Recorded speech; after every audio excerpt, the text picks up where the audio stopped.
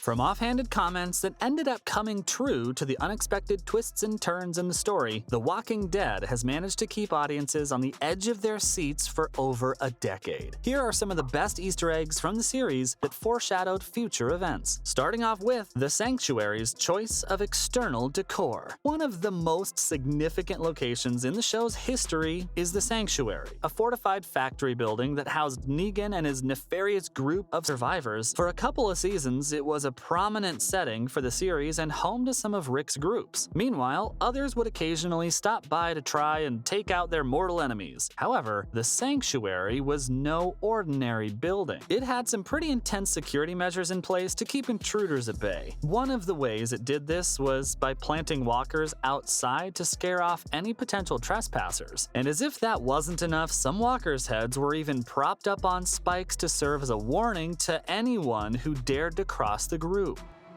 But it's important that you're all here to see, to remember. No, No!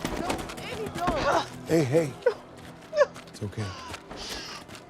Little did we know at the time, these heads on pikes were actually foreshadowing a future tragedy that would rock the entire community. Once Alpha took revenge on some of the survivors, she beheaded Enid, Tara, Henry, and several others. In a chilling callback to The Sanctuary, their severed heads were placed on pikes, serving as a grim reminder of the consequences of challenging the Whisperers. If that was enough to leave you squeamish, then brace yourself. It doesn't get any prettier than this, especially when we talk about Sophia's fate. One of the major plot lines of that season was the search for Sophia, a young girl who'd gotten separated from the group and had been missing. In the beginning, our valiant group of survivors scoured the Georgian countryside, desperately searching for any sign of the lost girl. At one point in the search, Andrea, the sharpshooter, voiced her doubts that they'd ever find Sophia. But Daryl wasn't having any of that defeatist attitude. He shot back with a line that would become iconic in the series lore: "It's not the mountains of Tibet, it's Georgia. She could be holed off in a farmhouse." Little did they know that Daryl's words would soon become a painful reality. After Shane broke open Herschel's barn that he'd been using to collect walkers, a horde of the undead emerged and attacked the unsuspecting group. In the chaos that followed, our heroes fought bravely, dispatching each walker as they came out. And then, in the saddest of twists, the zombified Sophia stumbled out into the sunlight, confirming Daryl's theory in the most heart-wrenching way possible. Speaking of heart-wrenching moments, who can forget Lizzie's death? From the get-go, it was clear that Lizzie had a few screws loose when it came to the undead. She believed that they were playing with her, instead of trying to eat her, and had a tendency of killing rats at the prison for no apparent reason. But little did we know, her madness would reach an unbearable level. The turning point was when Lizzie killed her younger sister, Mika, believing that she would come back from the dead, just like the walkers. It was a shocking moment that left the rest of the group reeling with horror. In the end, Carol, the maternal figure of the group, was forced to make a heart-wrenching decision for the safety of everyone. She held a gun to Lizzie's head and told her to simply look at the flowers before she pulled the trigger. And this wasn't just a random moment of mercy killing. Hi. Hey. Heard you wanted to talk? Yeah. I want to talk about the future. There's a lot out there to find out about. And I think it's time we did.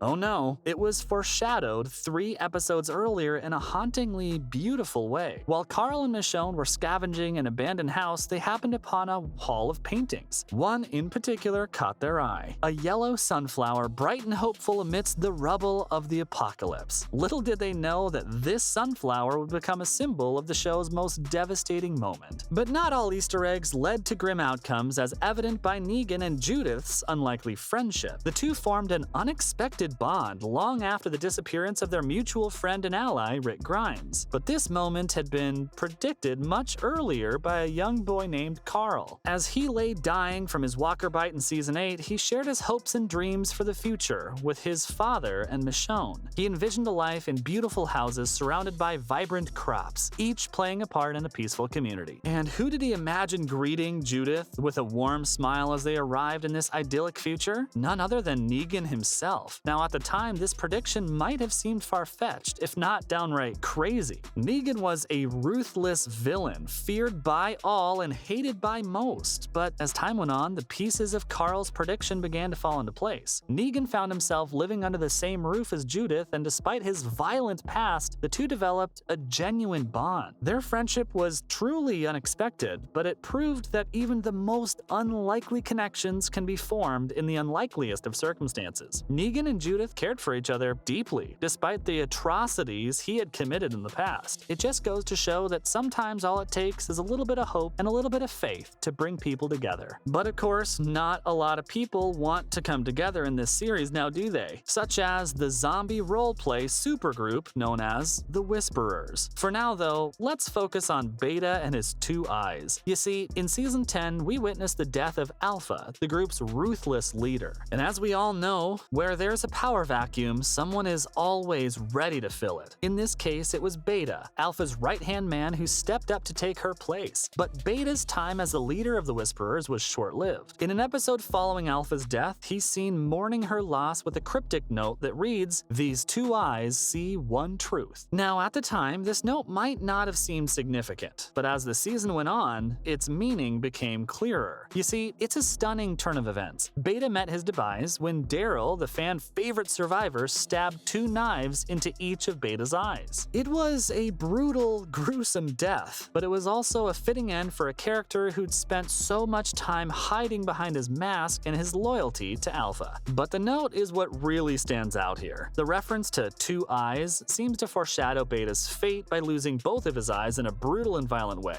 And as he takes his final breath, he envisions himself being embraced by the very walkers he once commanded. It's a powerful moment that alludes to Beta finally accepting his truth, as described in the enigmatic note. While on the topic of grim foreshadowing, how can I not mention the one line that made a return after 6 entire seasons? As Rick and his group desperately sought shelter at the CDC back in the first season, they were met by a mysterious doctor who begrudgingly let them inside. Rick thanks him for letting the group stay, but after a moment of reprieve, the doctor ominously tells Rick, "The day will come when you won't be." Fast forward 6 seasons later, and the phrase came back with a vengeance in the form of Negan, the charismatic yet brutal leader of the Saviors. The group were forced to their knees in front of the villain and his barbed wire bat in a spine-chilling moment that fans will never forget. Negan brutally killed Abraham and Glenn, two beloved characters, before forcing Rick to face a horde of walkers and threatened to cut off Carl's arm. The show had come full circle, and viewers were left reeling from the gut-wrenching tragedy that unfolded on screen.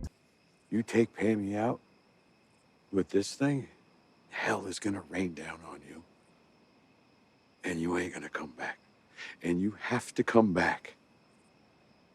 But hey, that's all for the Easter eggs that seemingly predicted future events.